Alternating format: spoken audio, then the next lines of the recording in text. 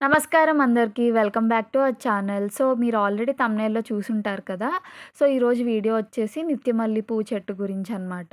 So, నిత్యమల్లి మొక్క ఎలా పెంచాలి? పువ్వులు ఎలా పొందాలి మనం? అంతే కాకుండా ఫెర్టిలైజర్స్ ఏం వాడాలి? అవన్నీ వీడియోలో అయితే తెలుసుకుందాం. ఫస్ట్ నిత్యమల్లి అని ఎందుకు పిలుస్తారంటే ఇది ఇయర్ మొత్తం ఇది పువ్వులైతే ఇస్తుందనమాట మనకి. అంటే సీజన్‌తో సంబంధం ఉండదు. దీనికి ఏ సీజన్ అయినా కూడా మనకైతే ఫ్లవరింగ్ అయితే ఉంటుంది. అందుకే దీన్ని నిత్యమల్లి అని పిలుస్తారు. అండ్ ఇది కూడా జాస్మిన్ ఫ్యామిలీ గ్రూప్‌కి చెందిందనమాట. సో, అందుకే దీన్ని కూడా మల్లి అన్నామనమాట. అండ్ ఈ నిత్యమల్లి మొక్కేంటంటే, మనకి తోటలో బాగా పెరుగుతుంది. అంతే కాకుండా కుండీల్లో కూడా చాలా బాగా పెరుగుతుంది.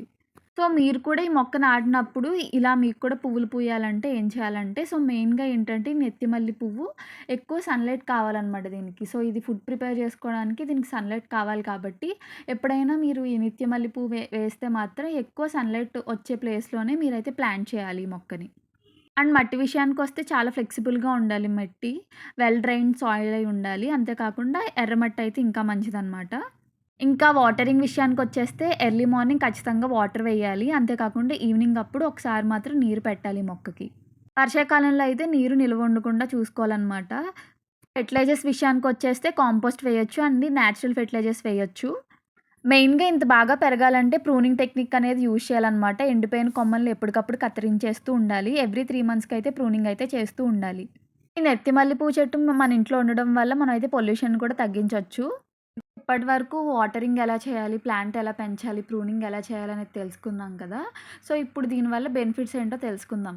సో, నిత్యమల్లి మొక్క ఉండడం వల్ల లాభాలేంటంటే, సో, ఈ పువ్వులు గనుక మన తోటలో పూస్తే చాలా బావుంటుందనమాట.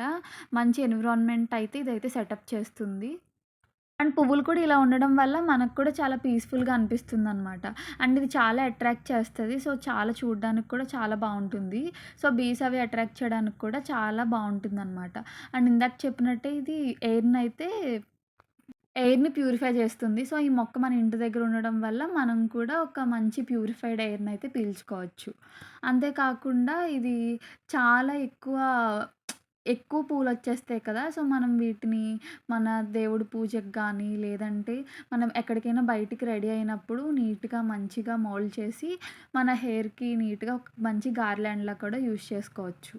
అండ్ మీకొక డౌట్ రావచ్చు. మొక్క నాటిన తర్వాత ఎన్ని రోజులకి ఇలా ఫ్లవర్స్ వస్తాయని చెప్పి. సో, మీరు గనుక నేను చెప్పిన టిప్స్ అన్నీ ఫాలో అయితే మీకైతే 6-8 మంత్స్‌లో అయితే ఫ్లవరింగ్ అయితే స్టార్ట్ అవుతుంది.